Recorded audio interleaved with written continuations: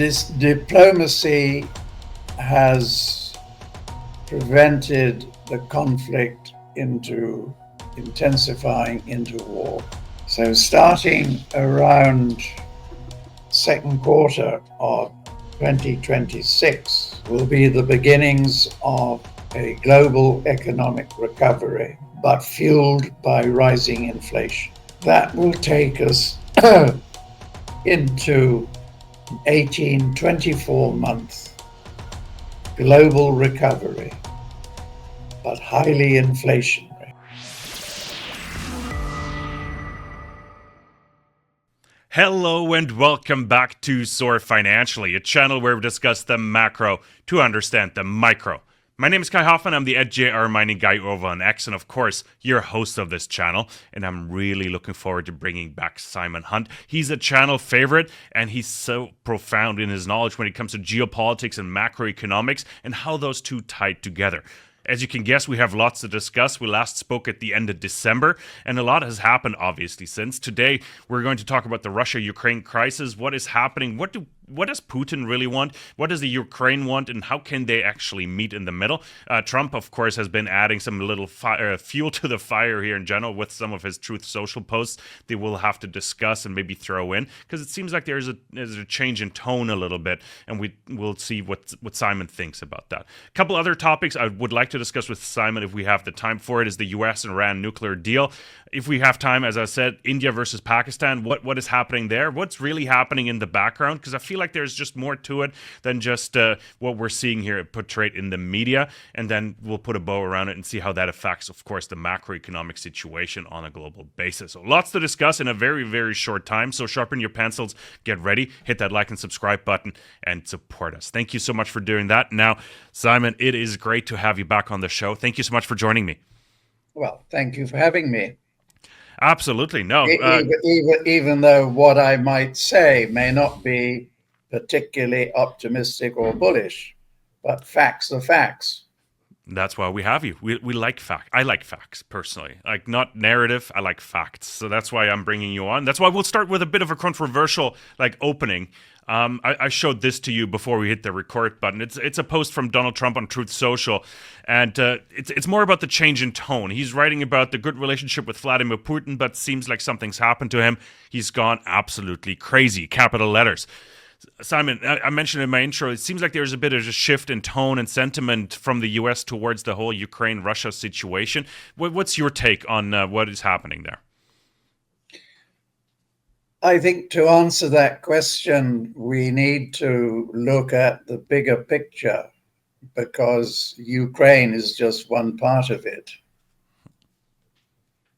I suspect that Trump's innermost wish is for America to join a multilateral world, which would include Russia and China. But in order to do that, not only does he have external foes to that objective, but very strong opposition within America, whether it be the military-industrial complex, large parts of Congress and the Senate, and the major think tanks, so on and so forth. So I think he's playing a very devious game. I think he understands that Putin needs control over nearly all of Ukraine before he is prepared to sit down and negotiate the future of Ukraine in the context of the future security architecture of Eurasia. So against that background, we have an increasingly complex situation evolving between NATO and Russia, which is going to lead, at the very least, to an intensification of the conflict, or I should say war. First, you now have the EU leaders jointly announcing, as your Chancellor has just said, that we are delivering missiles of various ranges into Ukraine so that we can attack military installations and others on Russian soil. To Moscow, that's de facto a declaration of war. You then have, when Putin was in the Kursk region for discussions with the Kursk leaders, which of course is part of Russia, his helicopter was attacked by over 100 drones, which the commander of a division in Kursk said was an attempted assassination attack on President Putin. What does that mean? Gloves are off. We are going to see, I believe, with Trump quietly in the background, not doing much to stop Russia's advances. Russia's commander in general has stated that we have 640,000 troops in Ukraine. The bulk, a large part, is in the center of Ukraine and will be, with the ground conditions in their favor, will be moving towards the Dnieper River, if not beyond. Then there is something like 300,000 Russian troops in the northeast, ready to march towards Kiev. Then you have another 100-odd thousand in the south, ready to move on Odessa. The game plan is to control most of Ukraine, which Medvedev, the retired president of Russia, showed in a recent map that gives Ukraine just a slither of territory. The reason for Russia wanting control over most of Ukraine is security reasons. It won't be too long before America has hypersonic technology. And you have the German Taurus missiles with a range of up to 500 kilometers would be able to hit Moscow. So to add to why we are going to see an intensification of this war is that there are reports that US intelligence and other NATO members' operatives have been behind the missile attacks on Russia, including, so we would surmise, the attempted assassination of Putin. So the bottom line is that the risk of an intensification of war, which we have been alluding to in our reports for many months, is becoming a reality. Why, one should ask, will the EU leaders of Germany, France, and the UK be prepared to enter the military conflict in Ukraine and thus take on Russia? The EU has its own problems, not least debt. Debt is 1.5 times in the Eurozone greater than GDP. The electorates in these 3 countries and others is growing resentful against the power of Brussels and not the authority of their national governments. And thirdly, you have the big issue of immigration. So these leaders need diversionary tactics, and war is always a good one. So my conclusion is that at the very least, we are going to have an intensification of that war. What's interesting to note is the change in attitude of the Russian people,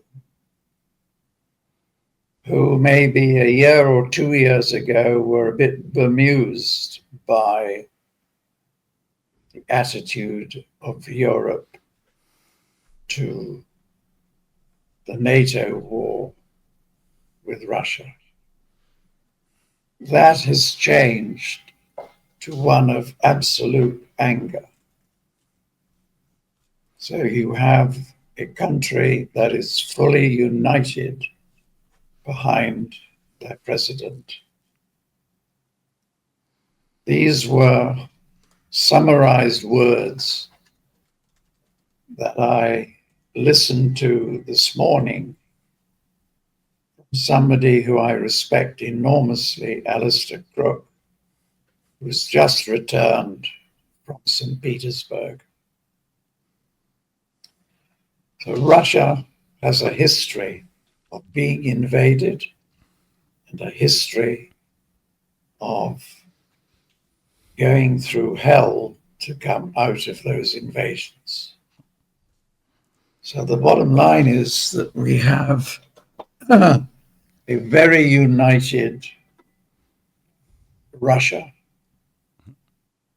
And I think we need to look at this again in the bigger picture, because it's clear from President Xi of China's recent visit to Moscow that the leaders of China, Russia, and Iran are going to stand firm against whatever pressure America, either directly or through NATO, will impose on them.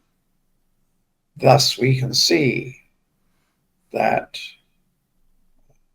Russia is going to stand firm against NATO and America. We believe strongly that China, when the 90-day reprieve is up, is not going to give an inch in their negotiations with America. And finally, it comes to a question that you asked, Guy, what's going to happen in the negotiations between Washington and Tehran? Before we get, Simon, can I jump in just real quick before we get to Washington, Yeah, sure, Washington and Iran? Because just one last question on the Russia-Ukraine situation. Obviously, there were peace talks in Riyadh and in Saudi Arabia in March. What happened since then? Because the tone has drastically changed. Is there something we can, point our viewer to that? The Russian tone has not changed. Okay. It has not changed since June 24, when Russia laid out their conditions then, and they are the same today. What's changed? Well, no, it hasn't changed.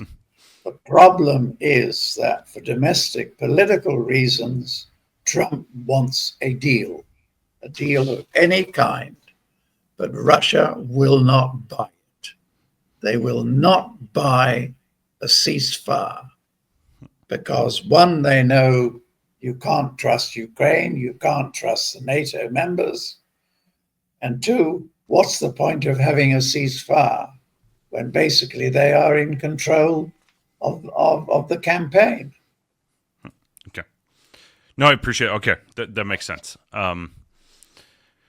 Appreciate you clarifying that. Just to follow up, because it seems since then, at least where we sit in the West, it seems like, as you said, like tone has changed. The EU, the sable rattling is getting louder, and as you said yesterday, the gloves came off from Germany, saying yes, we'll take the range restrictions off our missiles, and the point is, though, it is more symbolic because we haven't delivered any of those ranged missiles yet, but it's definitely sending a message to Sure. Russia in that regard. Okay, so sorry, Simon, I stopped you, but on That's the U.S.-Iran, yeah. on the U.S.-Iran nuclear deal, where do we stand, and how vital is that to the overall picture that you've been mentioning? It's, if anything, it's even more complicated than Russia-Ukraine or Russia-NATO. At least we know where the red lines are, and we know what's most likely to be the result. In simple terms, you've got Tehran's red line being, we will not stop enriching uranium for civilian purposes. We have no wish to advance towards enriching for military purposes. One, because it's against our religion. Two, because we have hypersonic technology. And three, Russia has said to America that they will guarantee that Iran won't move towards enriching uranium for military purposes. The problem is that this is unacceptable to Russia or Israel or the Israeli lobby on the Hill. So you've got a situation where openly Trump is telling Netanyahu to shut up. But privately, is that really the case? He sent his Minister of Homeland Security, I've forgotten her name, to Israel recently as a peacemaker. And behind the scenes, from what I understand, America and Israel are preparing for a military conflict with Iran should diplomacy not gain the upper hand. So that's really where we stand at the moment. All balls are in the air. The good news is that they're talking. The bad news is that Trump has to swallow his pride. So I'm afraid I've got no real answer yet. What is, in your opinion, the most realistic outcome, though? Like, if you were a betting man, Simon, like, where would you place your chips? Well, first of all, I'm not a betting man. Okay. Let's make an educated guess then.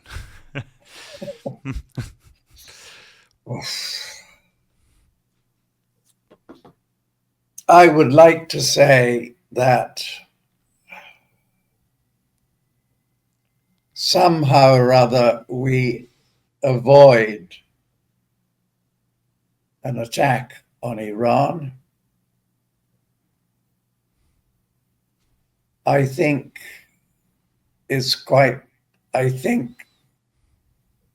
the odds are that if there is an attack, it won't be for 18 to 24 months.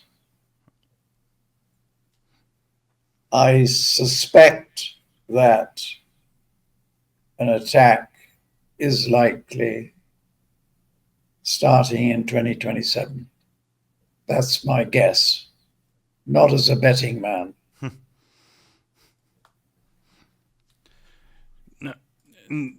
And with Trump swallowing his pride, is really more that he accepts Russia being the guarantor of Iran, meaning that Iran won't enrich for military purposes. Is that what you mean by that? I think that's an option that Russia has given Trump. But is it an option that's going to be accepted? I don't know. I was going to say, what does Russia expect in return for that guarantee? Is there, like, there's always a trade-off? Well, I think it comes back to how these three countries are operating so closely together, because from Russia and China's point of view, Iran is their hub of communications through the north-south corridor and the east-west corridor. All descends on Iran. And they need those corridors to bypass the Western supply routes. For the sanctions, to bypass the sanctions, obviously. But they're bypassing sanctions by selling to China, and that's what they're using Iran to do that, obviously. Yeah, because the supply routes are outside the influence of America or the G7 countries. Talking about like oil here, tangentially here, but Trump's trip to Saudi Arabia or the Middle East in general, was really interesting. I'm really curious to hear your thoughts on it, because there seems like there were a lot of trade-offs and a lot of deals discussed. Oil, OPEC Plus, all of a sudden increasing production as well, because that's sort of what triggered my question. Is that indirectly putting pressure on Russia by pushing the oil price potentially lower? Maybe I'm interpreting a little too much into it, but Simon, what's your take on the Trump trip to the Middle East here, and what was he trying to achieve here, perhaps? I tell you what was very interesting was an article written soon after by a leading Arab journalist, if not the top guy, giving the Arab viewpoint, which was quite the opposite to what you heard from the Western viewpoint of Trump's visit to the Gulf countries, which was, the grand deal, UAE and Saudi Arabia pumping trillions of dollars into America, But then if you look at their budgets, it doesn't seem very likely. And then there are the data center deals. I mean, it all sounded good until you actually look at the details very carefully, and they then get watered down quite a lot. So, I mean, the Gulf countries are playing both sides off against each other. They're buying protection from America, and yet they want to remain on good terms with the BRICS countries. As a sideshow, but pretty central, the Shanghai Gold Exchange is opening a gold vault in Saudi Arabia, as they are in many other BRICS countries.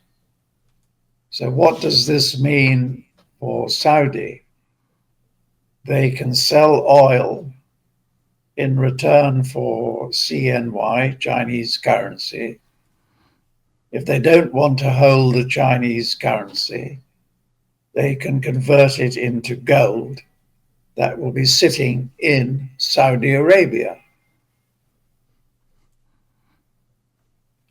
And this is happening in a number of other BRICS countries.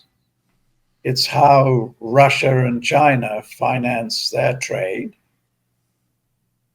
Russia has a surplus trade with China. That surplus is collateralized by a deposit of gold into the PBOC gold vaults for account Russia. That's effectively what's going to happen across the BRICS countries, with Saudi Arabia being the first. So Saudi is definitely playing, well, all the Gulf countries are definitely playing both sides off. Before we zoom out and really talk BRICS, we need to stay in the region a little bit, Simon. I mentioned the tone towards Israel is changing from the West. That's what I'm picking up just based on headline news here. Mostly coming from a humanitarian perspective, of course, but the pressure is increasing on Netanyahu. How do you see the West sort of pushing Israel for potentially more stable situation in Gaza and the Middle East, or in the region in general?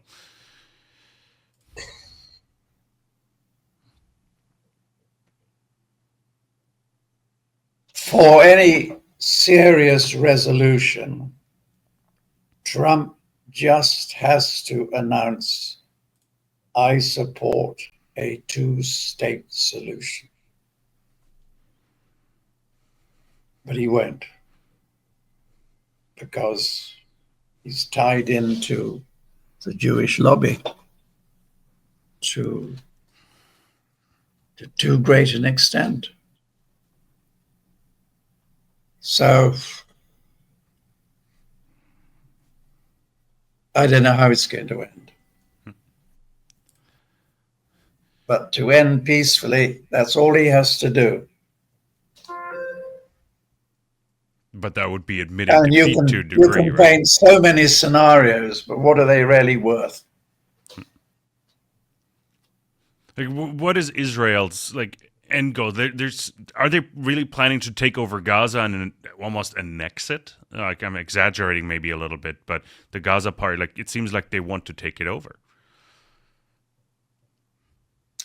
I think that's what they're after.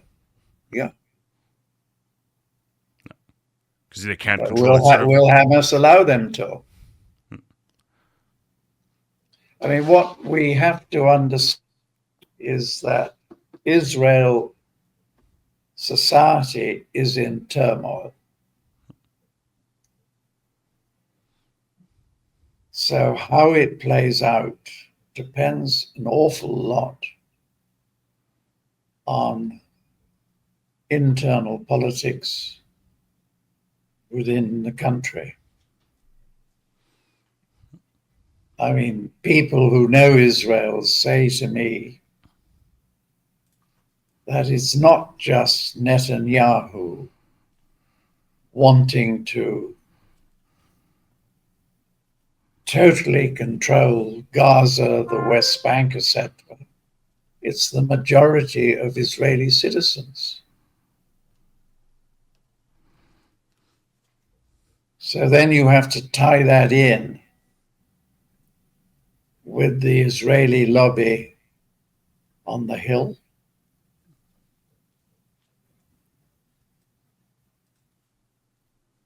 It's no easy answer to a very complicated scenario. No. And it's getting more complicated Really every day. comes I'm now thinking out aloud, it really comes back to the extent to which the Trump administration is prepared to back Israel in extending that country's reach across the Middle East, which includes Syria, of course, where their military campaign is definitely extending its reach into Syria and extending its reach in the Lebanon. What is the situation in Syria? Quite honestly, it's a situation like I lost track of the last 2-3 weeks here. After the U.S. lifted sanctions, I heard there were parties in the streets. Of course, in the West, that's always being celebrated when we do something good for the world, of course. But what is the real situation in Syria? But are we doing something good? Who actually runs the Syrian government? That's exactly HTS, a murderer. Yeah. Ex-ISIS. It's going to blow up one day. What are the interests in Syria? Iran and Russia have not given up on Syria. Yeah, I think we talked about this, last time, because Turkey has a strong influence there as well. It seems like everybody's meeting in the middle here, which is Syria. Maybe Simon, paint us a picture. Like, what is the situation in Syria right now?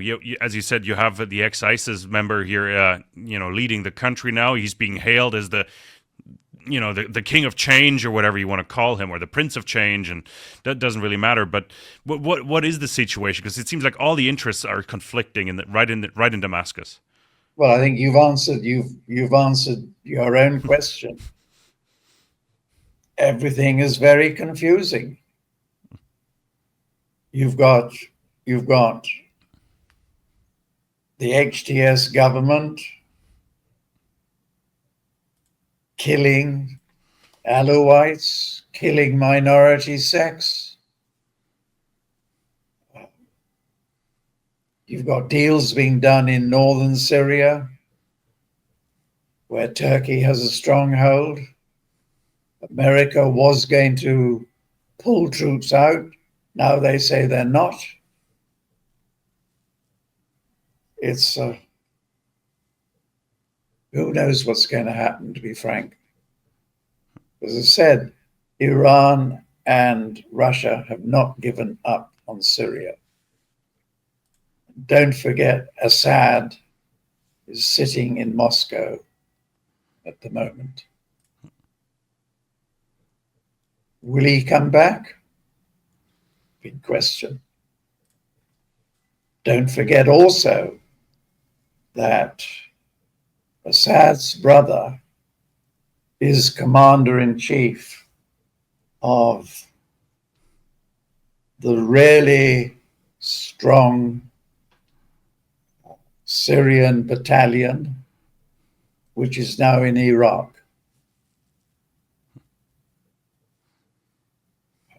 You can paint a scenario that Assad comes back, supported by his brother and supported by Iran and and Russia at some point in the future. It's a mess. I was just going to say, it's Sorry, very... I can't be more precise. Yeah. Maybe one last question, almost seems too micro, but since we're in that region, the U.S.'s interaction with Yemen was interesting because Trump just walked away from the conflict, said, "Okay, yeah, we're done." They said we're not being attacked anymore, and they pulled back one of the U.S. Fleets here. I forget the name. I think USS Harry Truman and its entourage. I think. How do we interpret The bottom that line is very simple. The Houthis saw off the US fleet. Yeah. Pentagon said it's too dangerous. The risks of an aircraft carrier being sunk are too great. So it's not just one aircraft carrier, it's the fleet of destroyers and frigates. Like after they lost a couple airplanes. I mean, that's why the Pentagon does not want a war with Iran. Will Trump listen to the Pentagon? Is Trump interested in war in Iran? What would his motivation be? Is it coming from the Israel angle? He said publicly, I want a diplomatic solution, but if the diplomatic solution doesn't work, I've got other options. But right now we're leaning towards diplomatic solution, as you said. Like he's just got to swallow his pride. Yeah. Okay. I mean, if I'm not, but if I'm a betting man, I would bet that we have a diplomatic solution, but it breaks down in 2 years' time. Okay. Well, let's take 2 years for now, and then we'll see. We'll cross that bridge when we get to that one, I guess. I don't know. Little victories for everybody. A little bit of more peace in the world wouldn't be too bad. Simon, I said we need to zoom out a little bit. Let's go to India and Pakistan real quick, because it ties sort of into my question that follows that one. Is really the BRICS situation. So India versus Pakistan, one thing I was really surprised by, and we haven't had a chance to speak about it yet, Simon, is that it wasn't really widely reported in Western media, it felt like. It wasn't really picked up. It wasn't as big news as one would think, but personally, just looking at it, and again, that's my own personal opinion, it seemed like there was more going on behind the scenes than just Hindus versus Muslims in a certain part of the region. What is your assessment of that situation, and am I making too much out of it? No, you're not. But again, I think that this diplomacy has prevented the conflict into intensifying into war. Trump said that we provided the diplomacy. That, I think, is wrong, because Iran's foreign minister was sitting in Pakistan negotiating with both sides. Pakistan is not a member of BRICS. It wanted to be, but India said no. So with BRICS, you have to have unanimous decisions. I think the big message that comes out of this conflict was the air battle, which, according to some reports, included about 100 planes. The message that a well-informed Indian friend said to me is that the Chinese fighter jets, piloted by Pakistanis, shot down 5 Western fighter jets. That sent a huge message to Washington. And according to reports that I have out of China, Chinese air power is now superior to America's, and that in the forthcoming air show at Suhai, we will see some of these prototypes being released. I remember India buying F-16s from the US, but those are like third or fourth generation jets. All right. So they're jokes. Yeah, like in comparison to fifth generation fighters, like we've all seen Top Gun Maverick, the F-14s can't compete with the fifth generation. It's always the pilot, So one couldn't make that argument, but I'm not trying to be funny here. And you sort of alluded to the exact point that I was trying to get to. It seems like there was China versus the West, meaning Pakistan versus India. It was really that signal that was being sent here, like because as you said, India supported by Western technology. Well, I think there's another part to this equation, which is that Washington is trying to woo Modi away from BRICS. So chatting to an Indian friend of mine, I said, how much longer can Modi dance this two-step dance? And he said, until the moment arrives when he has to make a decision. And maybe that decision will be at the BRICS summit in July in Rio de Janeiro this year. Because at that summit, the work on creating a BRICS currency will probably be ready to be unveiled, but it can only be unveiled if there is a unanimous decision. We talked about India's role in the BRICS last time in December as well. And as you said, it seems like it's coming to a point where India has to make a decision if they want to remain the eye in BRICS here. That's an interesting aspect. What would happen if India were to pull out? Well, would that change in the global geopolitical order here? Because India, like a lot of people proclaim it as the next superpower. My opinion, having traveled to the country, I think we're still far from seeing that. So I'm curious, like, how do you rank India in that equation?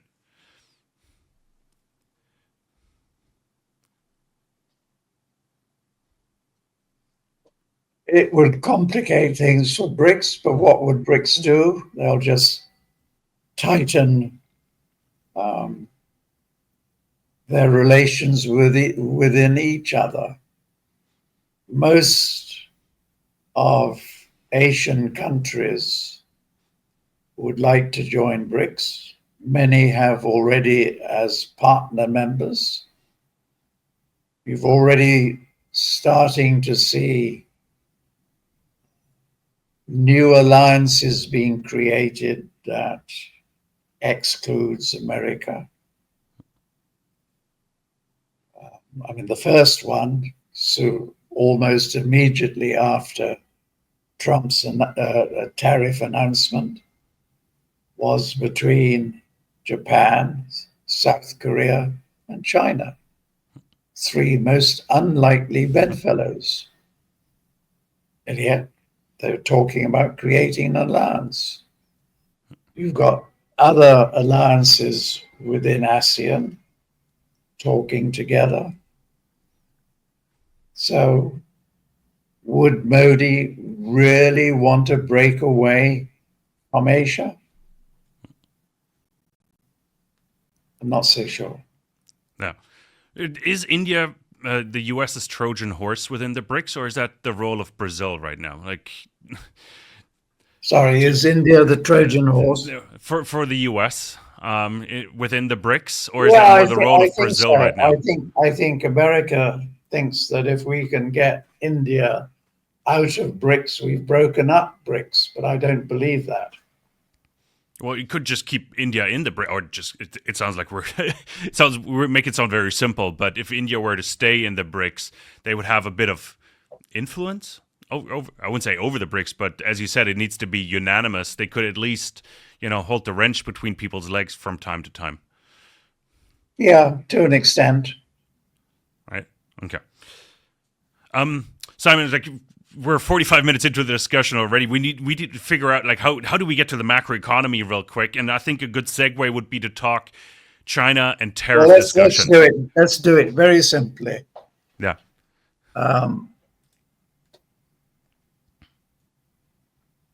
There is weakness in the global financial system.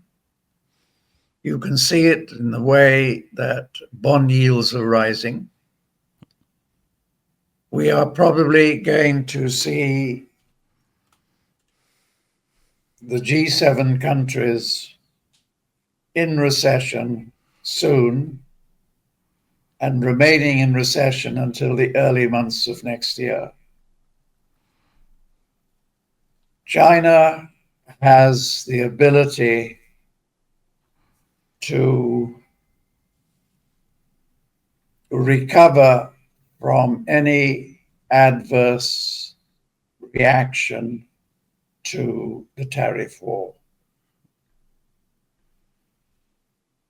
By the end of this year, we will find that the Fed and other central banks will be stimulating, and that Trump will be introducing his tax cuts, etc.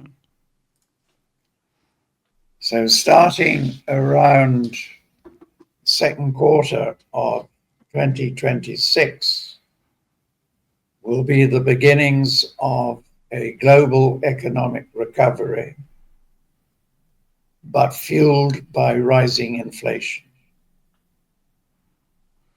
That will take us into an 24-month global recovery, but highly inflationary. What does that mean to bond prices? 10-year treasuries and their equivalents globally will be yielding over 10%.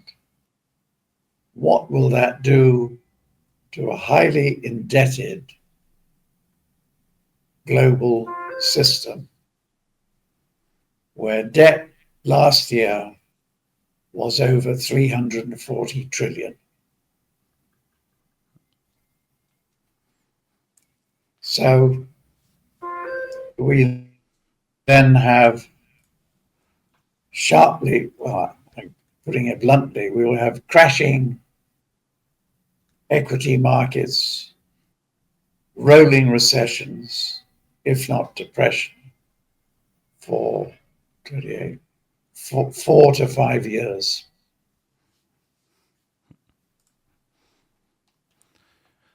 Grim, so but the moral is play the cycle and don't look for long-term investment, with the one exception, of course, being gold. The wonderful annual report, In Gold We Trust, came out the other day. And in gold, we continue to trust.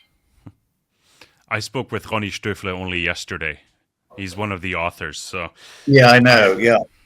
I highly recommend that report. Lots of really good information in there, and gold's role overall on a global scale is impressive. And I've been hinting how gold is going to come back into the monetary system.